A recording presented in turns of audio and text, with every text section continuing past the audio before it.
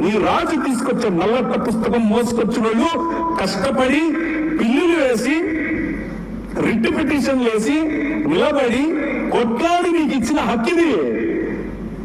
That is the kingdom of God. No discrimination, right to sit, abolishing child marriages. ఇలా చెప్పుకుంటూ పోతే ఎన్ని చట్టాలు చేశాం మనం.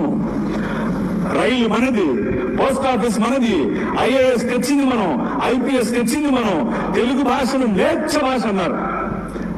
ఏం భాష మాట్లాడుతున్నాడు నేర్చుడా అంటే తెలుగు భాషలో డిక్షనరీ, మొట్టమొదటి డిక్షనరీ మంది ఈ నాయన రాజు, కింగ్.